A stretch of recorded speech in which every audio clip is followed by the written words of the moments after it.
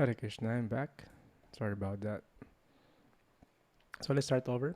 Om Agyanatimirandasya Jananjana Salakaya Chakshurunmilitam Yena Tashmai Shri Gurave Namaha Nama Om Vishnupadaya Krishna Prashtaya Bhutale Srimate Bhakti Vedanta Swamini Tinamine Namaste Sarasvati Devet Gauravani Pacharine Nirvisesha Sunyavadi Paschatya Desatarine Vancha Kalpataru Kripa Sindhu Yevacha Patitanam Pavanevyo Vaishnanevyo Namo Namaha Jaya Shri Krishna Chaitanya Prabhu Nityananda Shri Advaita Gadadhara Shrivasadi Gaura Bhakta Vrinda. Everyone.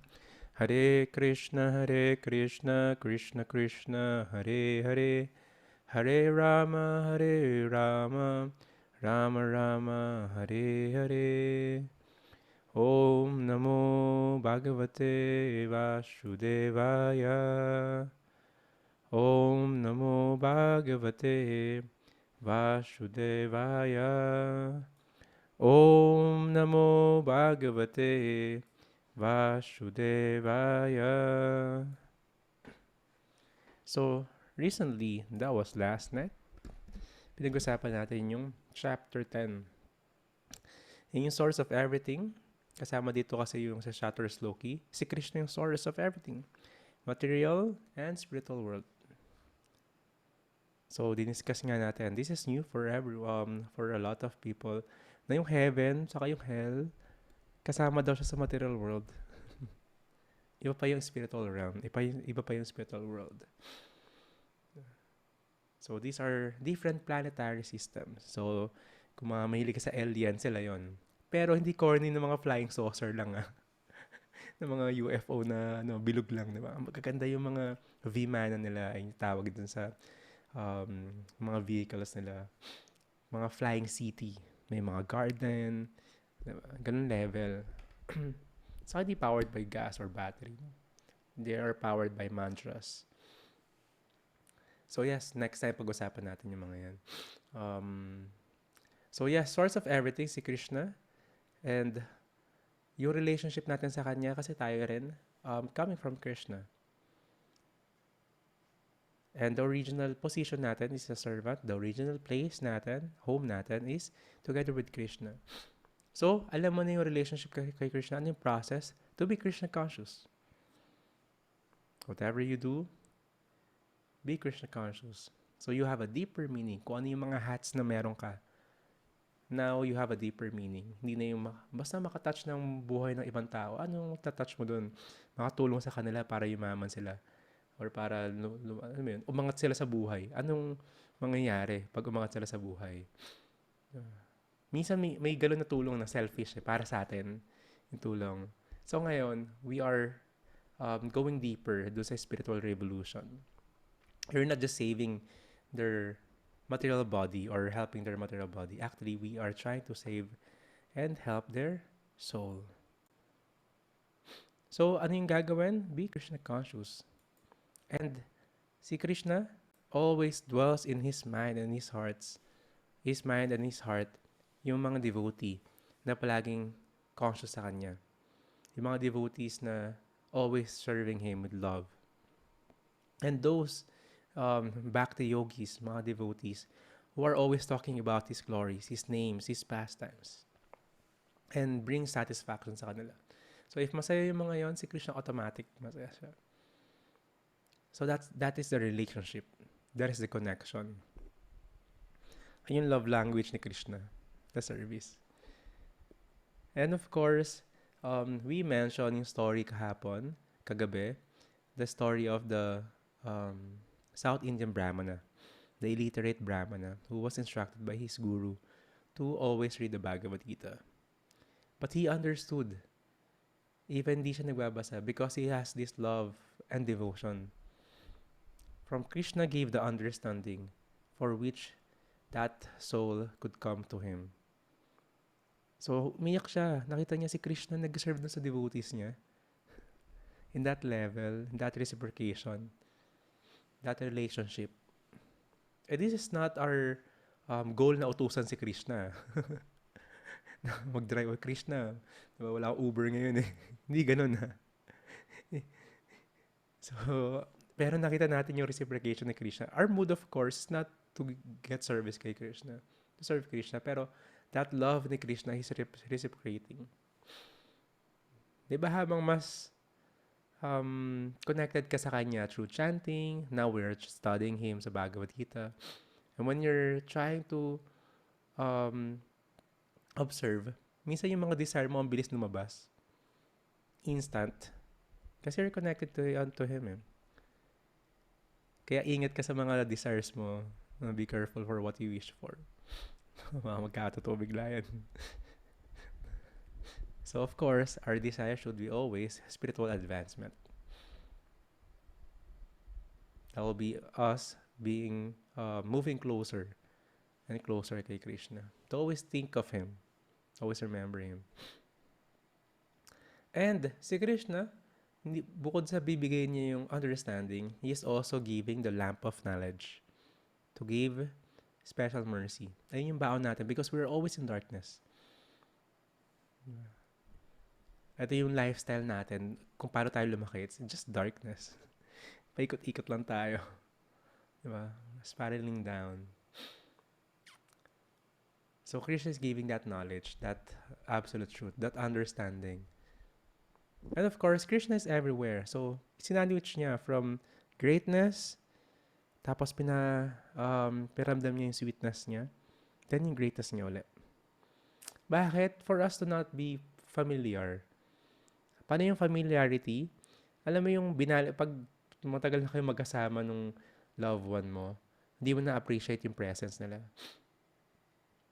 Kasi familiar na, hindi mo na-appreciate yung mga little things, sinusundo ka, pinagluluto ka, diba? Hindi mo na-appreciate yun kasi palagi na nangyayari. That's familiarity. So we don't want that. Na familiar na tayo kay Krishna. Na nawala yung sweetness, nawala yung love. Kasi lagi mo ginagawa. Like it's chanting. Hindi ka pwede maging familiar lang na you can just hold your cell phone and chant on the other hand.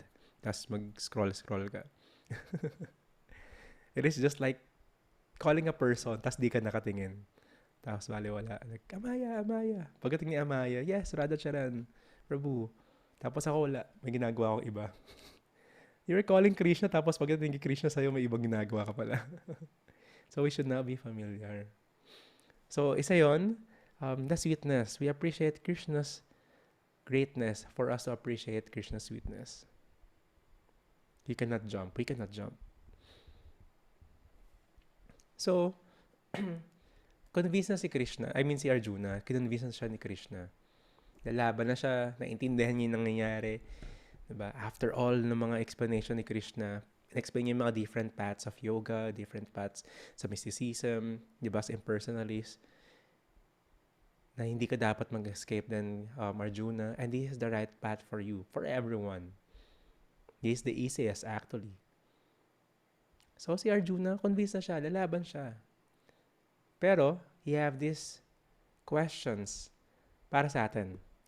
Actually, may request nga siya. So, welcome to our 14th na ba? 13th? 14th na ba? 13th pa lang. 13th session. Ay, hindi. 14th na. 13 years, last night.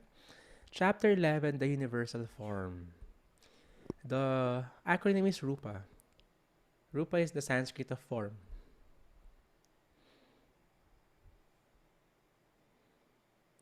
So, this is Arjuna. He requests Krishna. Alam ko ikaw yung supreme. Pero pwede mo pa sa akin pakita yung universal form? Your vast form, universal form. So, Arjuna requested, did not demand. So, that should be the mood ng isang student. First, in humility, it's not challenging. Rupa, that's the Sanskrit of form. So it's not challenging, it should be in humility. And also, should be in the mood of request, not demand. So, pag binasa niyo yung chapter 11, nakita niyo yung mood ni Arjuna. So, bakit si Arjuna nag-request ng universal form ni Krishna? There are 4 points. First, establish Krishna's divinity for all. Kasi, even time ni Krishna, and of course, lalo na ngayon, maraming nagkapanggap. Maraming pretenders. So, paano ma-establish? Anong basis? Para malaman ikaw yung supreme, ikaw yung incarnation. So, to convince others, ito yon, to avoid imposters. So, may criteria, di ba? Kung ano yung incarnation ni Krishna. Una-una, nasa scriptures. Lahat ng mangyayari, lahat ng incarnation ni Krishna nasa scriptures. Even yung last incarnation ni Krishna na si Lord Kalki at the end of this Kali Yuga bago yung annihilation. Nasa scriptures din yun. How? Even kung anong village, anong pangalan ng parents niya, anong magiging pangalan niya, anong date, andun sa scriptures yun. Tapos si Krishna palagi may mga markings sa lotus feet niya. And of course, mayroong universal form. So that in the future, people can understand that Krishna, not only theoretically or philosophically, but actually presented himself as such to Arjuna. So talagang present niya siya yung supreme. So there are reasons. So pag may nagpapanggap na, di ba, punta ka sa Quiapo, ako yung sugo ng Diyos, ako yung incarnation, ako yung Diyos Ama, di ba? Sabi mo sa kanila, pwede mo pakita sa akin universal form mo. So hindi niya kaya gawin yan. So it's always a funny thing. Yung iba kasi sobrang, alam mo yun, yung taong nanuloko sa akin, nagpapaloko. We're always believing dito. May onting magic lang na magagawa sila na yung supreme. Yeah.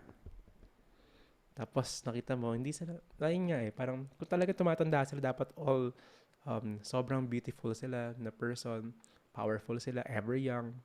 Diba? Hindi nila kailangan mag-toothbrush. Mabango talaga hininga nila. Hindi na kailangan maligo. Ganun level, of course. Siya rin yung pinakamalakas, diba? So that level, yung extremity nung opulence niya. So yung request ni Arjuna, binibigyan of course ni Krishna.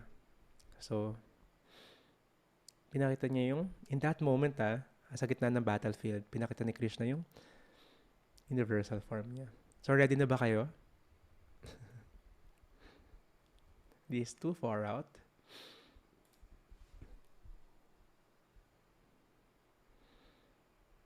Nakita niya si Arjuna saka si Krishna. And si Krishna pinapakita yung universal form niya. There are 3 descriptions sa universal form ni Krishna. First, si Krishna, dinescribe niya. Krishna shows his variegated forms. See my opulence, hundreds and thousands of varied divine and multicolored forms. So, ano yung nakita ng eyes natin ng mga colors?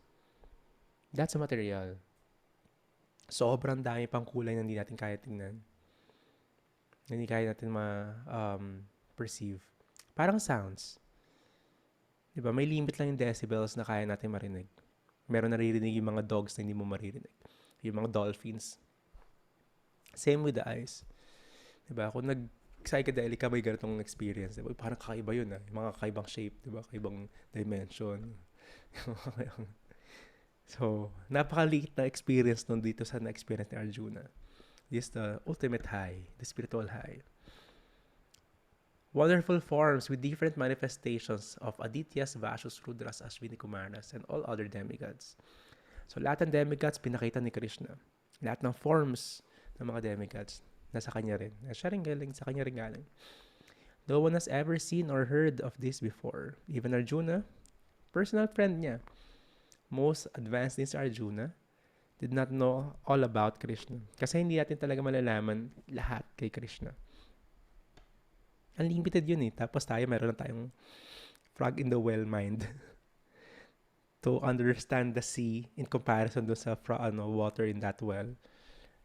So, hindi natin maintindihan yun. Pero, we're trying to understand. Of course, by the mercy of Krishna. Could see the entire universe, all moving and non-moving, sitting in one place. In that place, nakita niya yung buong universe. encapsulate in that moment. Sabi ni Krishna, you can see the past, present, and future. So nakikita ni Arjuna yung nangyayari sa past, sa present, saka mangyayari sa future. Actually, nakikita niya yung mangyayari dun sa war. Of course, dun sa battlefield, hindi lahat nakikita yon. Diba sa gitna sila? Not everyone could see this. This is also because of Krishna giving Arjuna yung vision, divine vision. For that person to see Krishna. Kasi meron tayong material eye. Sobrang limited ng material eye natin. Diba nakasalamin si Annie? May limitation kagad. Diba? Ako rin. Nagpa-LASIK lang ako pero dati ang kapal lang salamin ko. Diba? May limit. Tapos may degree lang. Hindi mo makikita yung 360 na view. Diba? Yung sobrang layo, hindi mo na makikita. Yung pinakamalapit, hindi mo nga makita eh. Yung pilikmata mo, hindi mo makita eh. Unless sobrang haba niyang Joyce. So, ganun yung level. May limit. Of course, lalo-lalo na si Krishna. Krishna could give that vision. So, ito yung description ni Krishna. Nakita nyo, ang daming elements, no? Buong universe. Lahat ng mga demigods sa kanya galing. Pinakita niya. So, it just means na sa kanya galing all the planets and demigods. Second description, natandaan niya pa si Sanjay, saka si Dhritarashtra yung bulag. So, nakikita niya rin yung nag-uusap doon. Yeah. Si Sanjay, nini-describe niya kay Dhritarashtra kung ano yung universal form. Unlimited divine wondrous and brilliant forms. So, ano meron dito? Unlimited mouths, eyes, ornaments, weapons, garlands, etc. So, inconceivable. Ang hirap intindihin. Hindi mo nga maintindihan. So, Arjuna could see the unlimited sitting in one place. More radiant than hundreds and thousands of suns. Sipin mo kung gaano kataas, gaano kalakas yung ilaw ng sun, di ba? Pag tanghali. Kailangan mo na mag-shades. Times 100 or thousands mo yun. Ganun level, di ba? Sobrang effulgent. So, nakikita niya lahat, unlimited expansions of the universe, including planets of golds, jewels, and all other kinds. So, actually, yung planet natin, ano lang eh, limited eh. Planet of soil, sea of salt.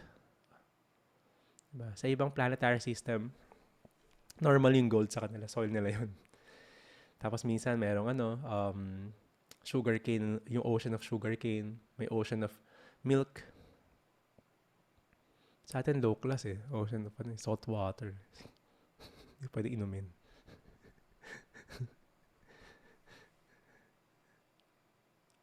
Arjuna is bewildered and astonished.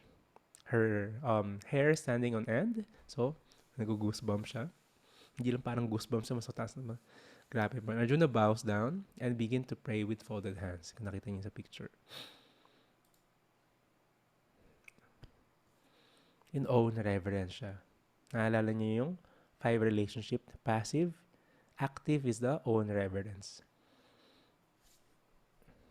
So, yung rasa nila from friendship, yung relationship nila from friendship, napunta doon sa wonder. In awe na reverence siya. Kasi may treatment sila, friends sila eh, di ba dati? May cousin nga sila eh. Tapos kasi papag-drive siya, tapos nakita niya, kasama mo pala yung Supreme.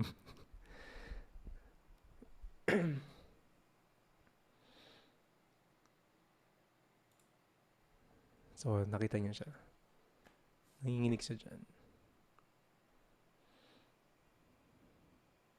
So, yung third na description is si Arjuna. Describe niya kung ano nakikita niya. Arjuna's description of the universal form. All living entities in one place. Lahat.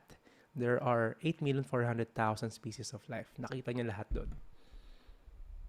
All demigods and living entities assembled in that form.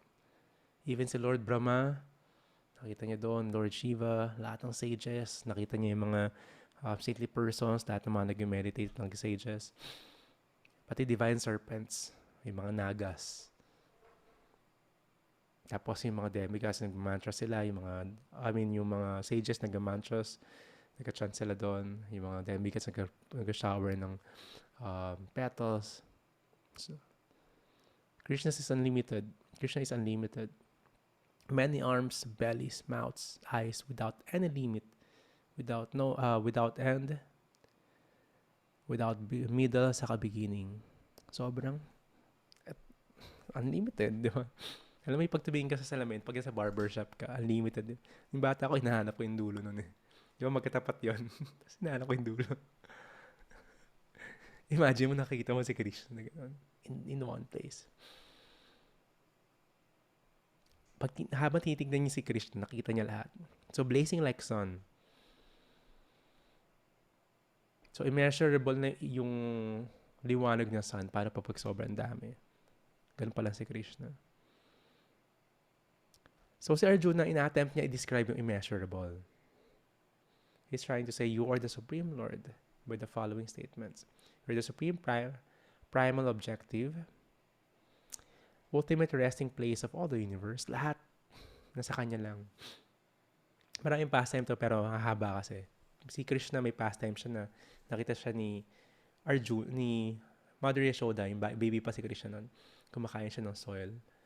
Pagbukas ni Yashoda nung mouth niya, kasi sinubong nga siya ng mga kalaro niya na kumakain siya ng soil. Pagtingin ni Mother Yashoda, nakita niya yung buong universe. Ako napanood niya si Little Krishna nandun yun. Inexhaustible, aweless, maintainer of eternal religion. Yung sun and moon yung eyes niya. So yan.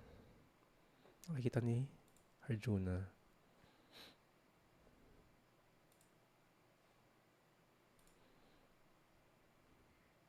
So, tignan ko to.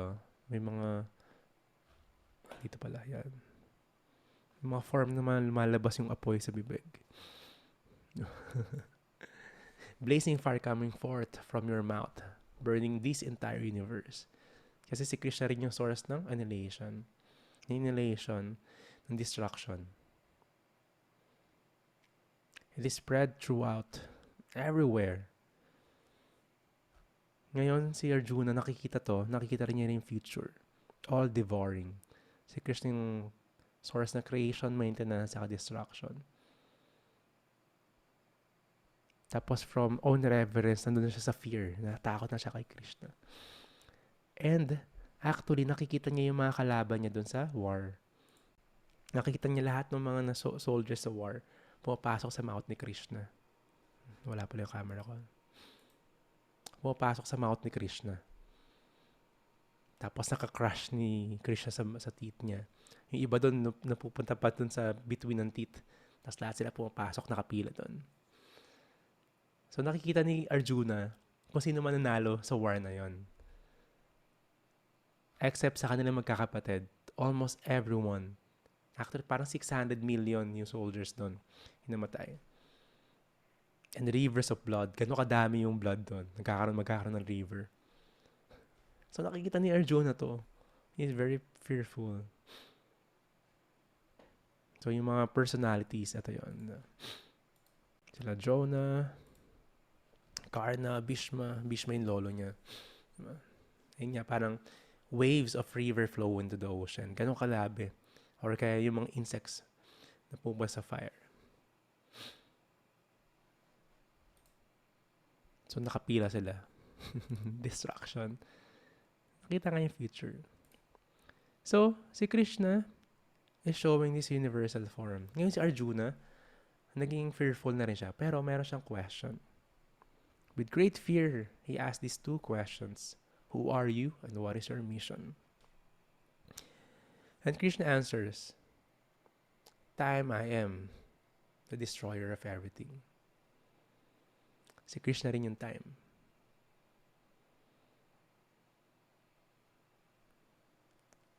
So yung na-experience natin sa time, yan si Krishna. You cannot bring back time, even you exchange mountain of golds. Hindi mo mababalik yung moment. Yung moment, 1/11 of a second lang yon. Ganun ka ba? Yung isang yung isang blink ng eye, ng eyelids. That's one moment. Hindi mo mababalik kahit lahat ng material na wealth dito sa mundo. That's Krishna. Destroyer of everything. Bakit? Pag may start, may end. Lahat, diba? Kahit may pa yung lifetime warranty, masisira pa rin siya. That is Krishna. Mission niya to destroy everything. All people in all worlds except the Pandavas. So, yun nakita niya yung sa war. Nakita niya yung sino yung mananalo. Sino yung buhay pa. So, even if Arjuna did not want to fight, they will die anyway. Pinatay na nga ni Krishna na lahat eh. Si Arjuna, he will just do yung task na yon. Just play the role. Parang tayo. Minsan, mag-worry tayo, parang pag namatay ako, sino mag-aalaga sa kanila, sino titingin sa kanila. Diba? Pag nawala tayo, tuloy-tuloy pa rin yung mundo.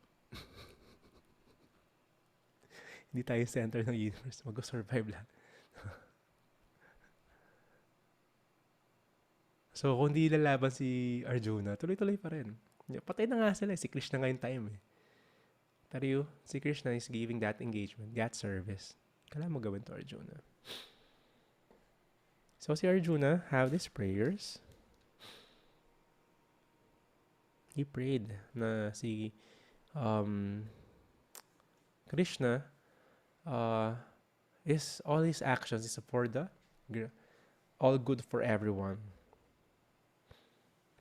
Worshipable by everyone, ultimate rest of everything and all knowledge. Siya yung essence of everything. Essence. Ayun yung meaning, ayun yung purpose ng lahat. Papunta sa Kanya. Lahat na na-experience natin, papunta sa Kanya. Diba? Ako, sige, makapakabaliw sa material things, sa money. Diba?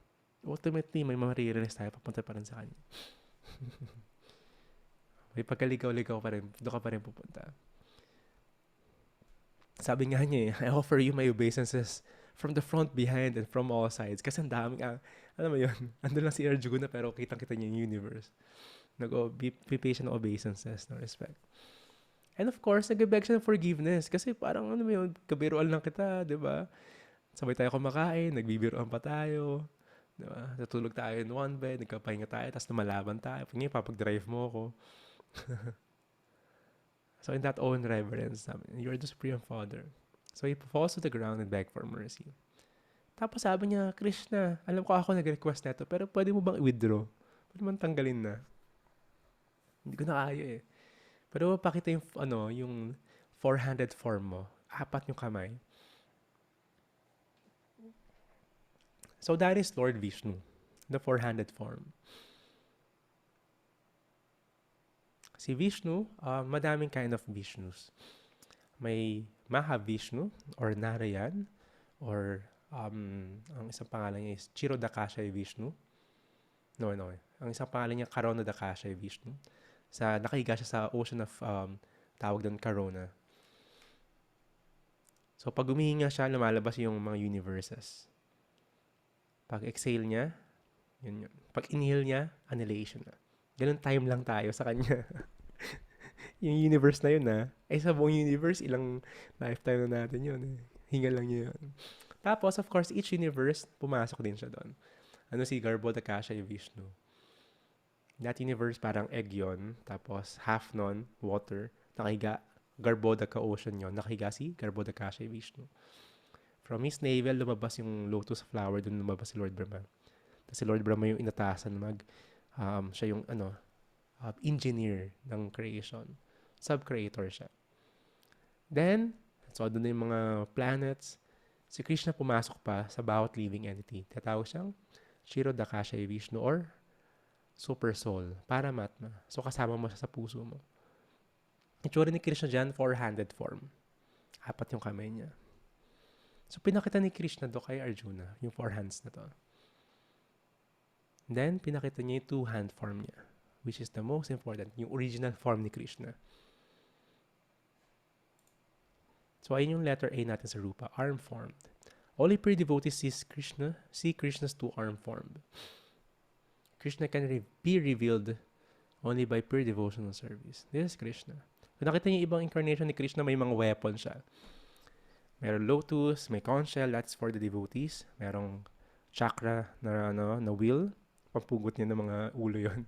May club, that's for the demons. Pero si Krishna, yung original form niya, may hawak siyang flute. He's a supreme. He's a supreme enjoyer. He is playing his flute, calling all the souls. Very sweet. Hindi niya kailangan lumaban. He's supreme. Yung mga incarnation lang niya yung bahala doon. Only pure devotees, only the Bhakti Yogis, in that level, yung nakakonekta kay Krishna. Tapos pinakita ni Krishna to kay Arjuna.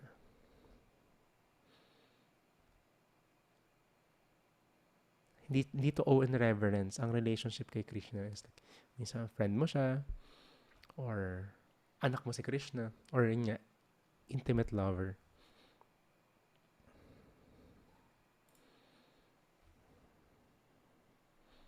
He's the all-attractive one, most beautiful, ever youthful, parang lang siyang 16 years old boy. Siya yung supreme, hindi niya kailangan tumanda katulad natin. So that is Rupa. So, inhale. Welcome back to Earth. Balik kayo. Si Arjuna nag-request. Bakit? To establish, to give a criteria ng incarnation ni Krishna. So, ibang incarnation ni Krishna, si Ramachandra, Lord Ramachandra, Sita and Rama, di ba? Sita Ram. Kasakto, in few weeks, may appearance din ni Lord Ramachandra. Tawag ng Ram Navami. So, sa kanila galing yung Diwali Festival. Yung bumalik na sila from exile. Nag-ilaw na marami yung mga taga, I forgot kung saan yung place nila. So, si Sita is incarnation ni Srimati Radharani. Of course, si Ram is for incarnation ni Krishna. So, nagpakita rin siya ng universal form. Si Lord Chaitanya nagpakita rin lahat.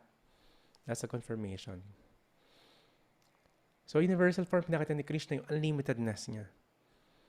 And from Arjuna, napunta siya awe and reverence, then napunta sa fear. And he asked, who are you and what is your mission? Time, I am the destroyer of everything. And Arjuna prayed and requested, pwede bang withdraw mo na lang? Krishna showed yung 4-arm form niya and yung 2-arm form. And those who have this connection kay Krishna by pure devotional service or pure bhakti will have that vision, connection. So, ang layo na nito from impersonally seeing the light, di ba? Yung light actually na yon is the effulgence ni Krishna. Hindi mo makita thousands of sun. So, hindi na ako makita si Krishna kasi nasisilaw lang sila. And wala silang galong relationship. That's why we are personalists. We are the practice of bhakti. We're getting to know Krishna. So inhale. We are entering the chapter 12. This chapter is entitled Devotional Service. So, continuation pa rin ng usapan nila. Ito, fully established na.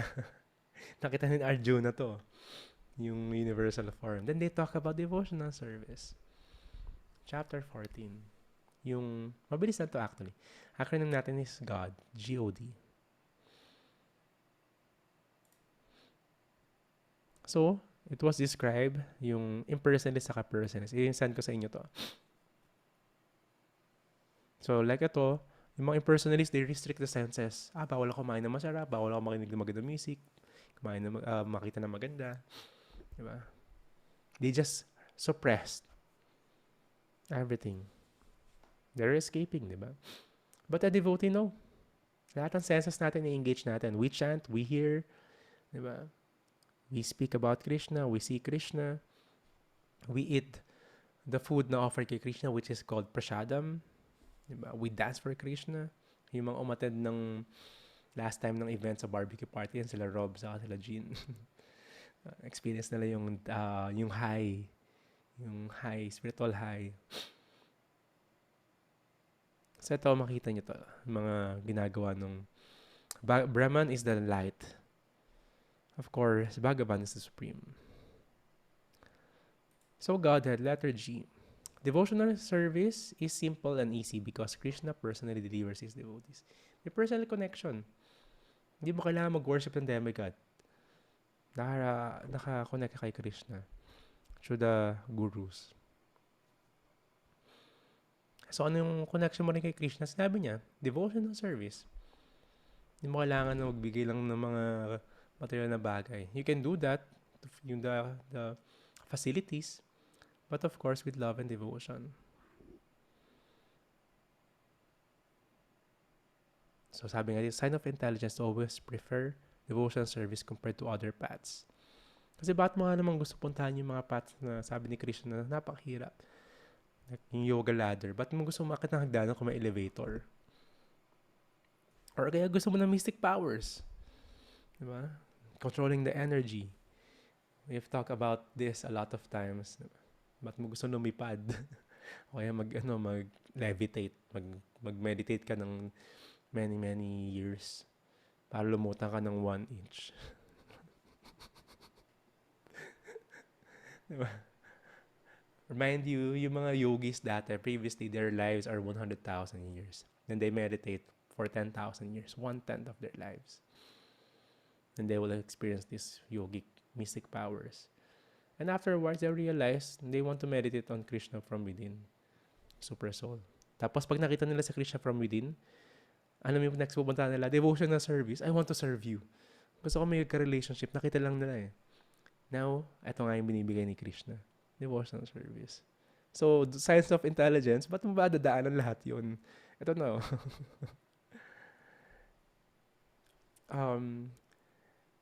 Captivating yung mga ibang paths. Kasi, medyo nakaka-boost ng ego. I can control these energies. Nararamdaman ko yung mga energies ng iba. Nakikita ko yung mga aura nila. For what? Ganun, gusto mo maging superhero, Marvel? Gusto mo maging ganun? No, that's anong sense ng magic na yun? Para lang yung talent, di ba? Magaling ka kumanta, magaling ka mag-drums. Kasi you have to practice. So, science of intelligence. You connect kay Krishna by devotional service. Kasi siya yung supreme personality of Godhead.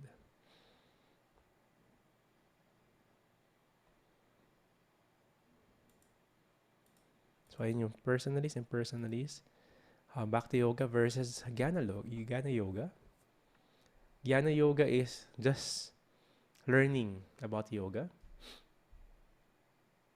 about the scriptures. Bhakti Yoga is my love and devotion na action. Alam mo yung aral lang ng aral, pero walang galaw. O kaya post ka ng post ng motivational na mga poster. Pero walang galaw, walang execution. Of course, yung iba sa kanila, doon lang, tapos they want to be impersonalist. No? So, yun. And Godhead. Devotional service is higher pa rin. It's the highest. Bhakti. So, letter O, options. Paano Radha Charan? Ayoko naman hindi pa ako ready mag-monk. Or hindi naman talaga. Remember, hindi mo kailangan magpa-shave ng head. Or maging monk din. These are for different paths. Kanya-kanya tayong paths. Papunta kay Krishna. Lahat tayo na sa SLEX, papunta kay Krishna. Nasa highway tayo, sa skyway. Iba-iba lang tayo sa sakyan. Diba? Pag may family ka, kailangan mo ng family car. Diba? Pag ikaw lang mag-isa, okay lang sa'yo maliit na kotse. So, pag may iba ka mga activity mo yun, iba-iba yung kailangan mo eh. Iba-iba yung hats na meron ka. So, iba-ibang paths tayo. So, very rare din. Sobrang onti lang yung mga nagiging monks. So, don't be pressured. Even in the paths with the family of devotees, the community of devotees, kapag napanood yung film, onti lang din yung mga nagmamong. The rest are having a family, and also have normal job, business. So there are different paths. It's all progressive papunta kay Krishna. So, meron yung iba, nasa different phase na rin. Iba medyo mas advanced. Kasi hindi mo alam, previous life, devotee na rin sila. Yung iba, they're trying. Of course, palagi tayo nandun. We're trying. We follow the regular principles, the guidance ng teacher. Diba? Yung iba, they work for Krishna. Ito yun, nakita niya. Yung iba, yung indirect, wala silang, di sila nagka-chant, pero favorable sila, they just donate. Diba? Para ma-continue yun. Pero feeling nila hindi pa sila ready. So, in the fruit of my labor, I'll just donate para matuloy-tuloy. Pero, alam mo yun, pray for me na maging ready ako, mawala yung mga attachments ko. So, lahat to, in the path, walang sayang and walang hindi mag-benefit. They work with each other. So, whatever pace meron tayo ngayon, it's a good start. We don't have to wait. Kailangan kong ganito. Pag nag-retire na ako, hindi mangyayari yun. Walang may assurance na meron tayong retirement. Walang assurance kung kailan nga tayo mamamatay. Abot ba tayo sa retirement age? No. So, sabi nga, di ba ni Sac de la Rocha, what better place than here? What better time than now? So, this is your time. So, start Bhakti. Connecting kay Krishna. Wala ka naman ibang laking babaguhin sa buhay mo eh. Pero malaki talaga siya, yung consciousness. Pero like yung gross, diba? You're still working, diba? Pero syempre kung matador yung business, yung occupation mo, si Krishna, just pray to Krishna, babaguhin niya. Kapag nasa ganong ibang level na work. The rest, alam mo yun, majority, you could really connect kay Krishna in different ways and means. Sobrang unlimited ni Krishna and unlimited din yung way to love and serve Him. So there are different levels, so different options. Lahat pwede maging Krishna conscious. Walang pwede maging excuse.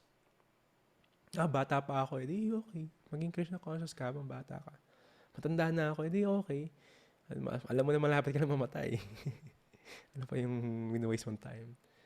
Bata pa, parang adult stage pa lang ako eh. Ang dami ko pang energy, gusto ko pang puntahan yung mga unfinished business ko.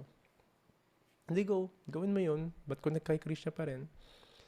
Lalo na ngayon kasi we still have energies. We still have the youth. Makakakilos pa tayo, makapag-serve pa tayo kay Krishna. Mahirap pag sobrang tanda na natin. Hindi ka na makabow down, sakit na likod mo, di ba? Hindi ka na makachanda maayos.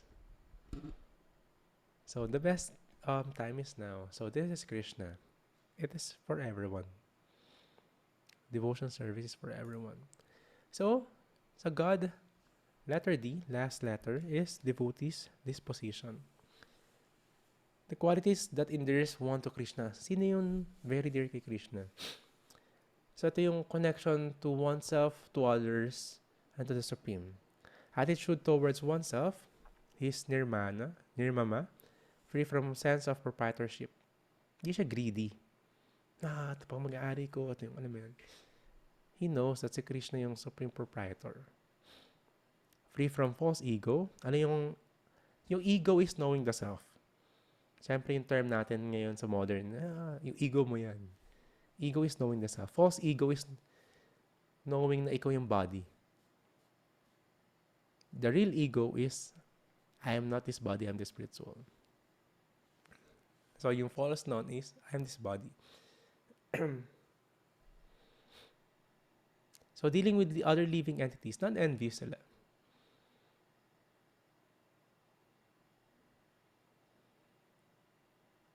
So, itong silence na to, wag nyo take it literally na hindi ka magkasalita lang. There are practices that who do Mauna Vrata, the vows of silence. 12 years na hindi magkasalita, gano'n. For what purpose? Tapos yung mind naman nila kumakawala ng kung saan-saan. So, di ba ito yung impersonalists that suppresses the senses. The Bhakti Yogis, yung silence nila is, alam mo yun, hindi na kailangan magsalita ng masama sa ibang tao, to ill wish, to chismis, di ba? But you can always speak about Krishna. Of course, kung may work ka, di ba? Kailangan magsalita, mag-work ka. Kailangan mo yun eh. Makipag-business deal ka tapos puro Hare Krishna ka. No? Hindi naguluhan yung conversation nyo. You have to act accordingly. Parang si Arjuna, kailangan niya lumaban sa war. Kailangan kunin yung sword niya, yung bow and arrow niya. Puro bow and arrow pala siya, hindi siya nag-sword masyado. So you have to, diba? Of course, may mga reactions sila when things happen to them. They're always satisfied. Self-satisfied sila. Self-controlled then. That's why they're the perfect mystic. They're tolerant. So, pagiging tolerant, sabi nga, your teacher is your enemy. Yung mga magulang, pag nagkaroon sila ng toddler, yan. Kakaroon na sa tolerance. The terrible two. Kaya, yung stage ng daming tanong. Of course, equipoise sila in happiness and distress. You know, happiness and distress are temporary. Matras pastas to konteya sitos na sukadukada. These happiness and distress are just like the temporary appearance and disappearance of summer and winter. Di ba summer ngayon? After neto, tag-ulan na. O winter, alam mo winter sa Pilipinas. Winter na. Tas summer, di ba? Temporary. Happiness and distress, ganun din. O pandemic ngayon, malungkot. Tapos masaya. These are temporary. So, steady, very steady ng isang devotee. Alam mo yung temporary na to. Temporariness na to. It doesn't mean wala siyang puso, wala siyang emosyon. Pero hindi niya hayaan yung mga emotions, yung mga pangyayari na yun, maghinder sa service na kay Krishna. Na huminto na siya sa buhay din. So, equipoise. So, neutral, alam mo yun, hindi niya kailangan kumampi-kampi, alam mo yun. He knows na si Krishna yung kakampi niya. Hindi niya kailangan pumunta doon sa mga isms. Expert. So, andyan, nakita nyo. And of course, dealing with Krishna, with the Lord, determined. Determination. Kasi, it doesn't mean when you practice bhakti, wala ka na magiging problema. Hindi ganun yung formula nun. But, iba mo na harapin yung mga challenges and yung happiness. And you understand why we are receiving this happiness and distress. It's part of the purification. We're removing the karmas. But si Krishna, very favorable ang ginagawa niya. Yung karmas na nare-receive natin, mini-minimize niya. Pero, yung mga receive mo in the future, minamadali niya yung linis. Paano pag naglinis ka nga ng room, di ba? Minamadali. So, we could have clean slate. Wala ka ng next life. Here in material world. So, don't be mad. Minsan may mga agents of our karmas. May mga tao na nagdadala ng karma na minsan talaga hindi sila yon na ginagawa natin past lives and all. Sila lang yung agent para ma-purify tayo. Diba? Meron lang palaging nag-irritate sa'yo, nag-aanoy sa'yo. Diba? Kailangan ko na i-practice yung tolerance ko. Agent lang siya ng karma mo. So, hindi mo pwedeng sakyan. Pag sinakyan mo yon, hadi sumakay ka ulit sa bagong cycle ng karma. Nagets niyo yung cycle. So, hindi ko kailangan. Okay. Diba? Baka may lang siya. May pinagdaanan lang siya. Kaya niya sabi yon. Tolerate mo na lang. Life and death situation. Ano ba yung pinoprotekta natin? Yung image natin? Isipan sa akin ng maraming mga tao. Diba? Don't worry, hindi ka nila iniisip. Lagi tayong gano'n. Ano na yung tingin nila sa akin? Hindi ka titignan. Busy sila. So, very determined. Very determined. Of course, mind intelligence fixed entirely to the Supreme Lord. They know. They know why they work, why they accumulate money. Alam nila yung reason. And of course, they don't forget to engage in devotional service. Para saan yung ginagawa mo kung hindi ka mag-service? Parang, bakit ko kailangan naman? Of course, para magkaroon ng service. Para mag-business ka. So, I could control my time. Meron akong time para kay Krishna. May money ako to facilitate or to help others be awakened. O yung um, mga tawag namin doon, mga, how do you call this? Yung mga, soldier of love. Yung mga missionaries. Ang mission nila to plant seeds. Diba? You facilitate them. Diba? You help them. So, may meaning yung ginagawa natin. But of course, para malalaman yung meaning na yun, according pa rin sa scriptures and by the guidance ng teachers. Hindi tayo pwedeng mag-invento lang. So, that is the disposition. Kasi, if one is doing this, he is very dear kay Krishna. Dearest of all is one who makes Krishna as the goal of his life.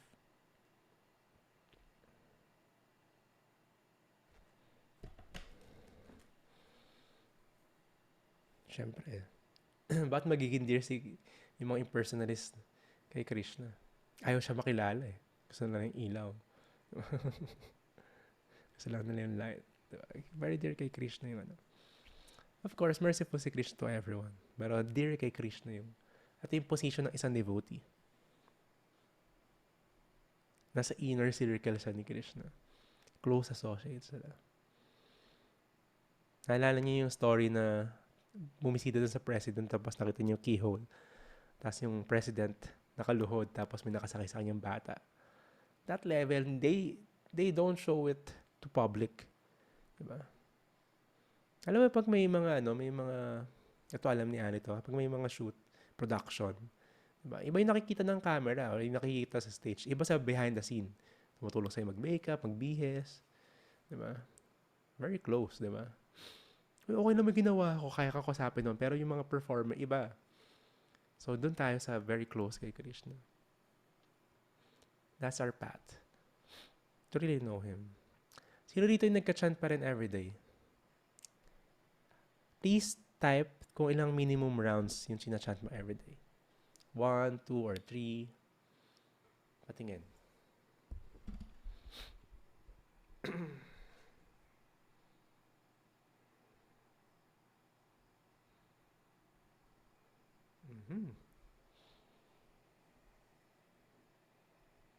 Okay. Si Andy, may fraction. Ba't may fraction ng lumabas dito? Naging mat tayo. Pag may mga ano pa rito. Naging 2/3. Kala ko 3 rounds tapos kulang pa ng isa tonight. Yan. 1 to 3, of course. So yan. Alam ko yung mga minimum rounds nyo. So I'll always check on you. I'll remind you. We should always be reminded. That's our goal. Diba? Magtulungan tayo to be closer kay Krishna. Maghatakan tayo. That's a community. Ayun yung meaning na relationship. Na maging closer ka together palagi sa mga devotees. By helping each other. To be closer. To be much more spiritual. So please, always chant your rounds. Just continue. By this, we are developing mga habits natin. We are rewiring yung brain natin. That's the power of chanting. So, picture muna tayo, everyone. You can open your cameras. Before we go to our question and answer portion. Hello. Ano name niya, Selena?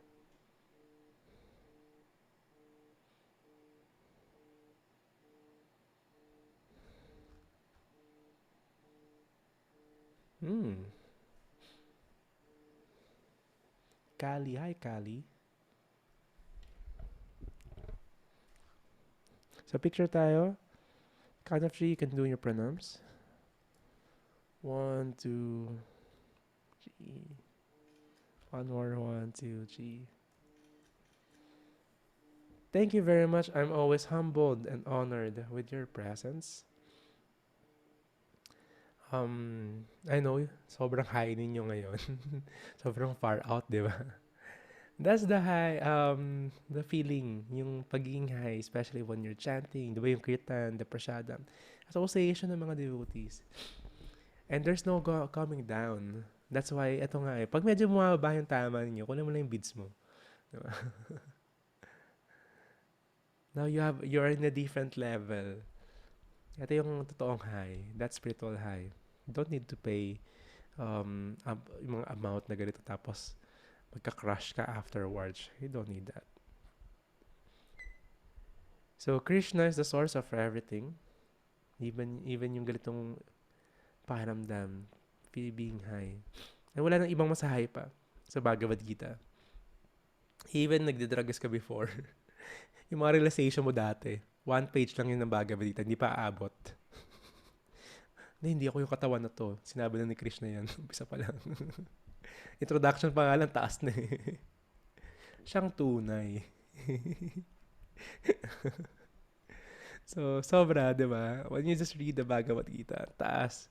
Minsan parang hawakan mo yung ulo mo eh. Parang binababa mo na. Teka lang.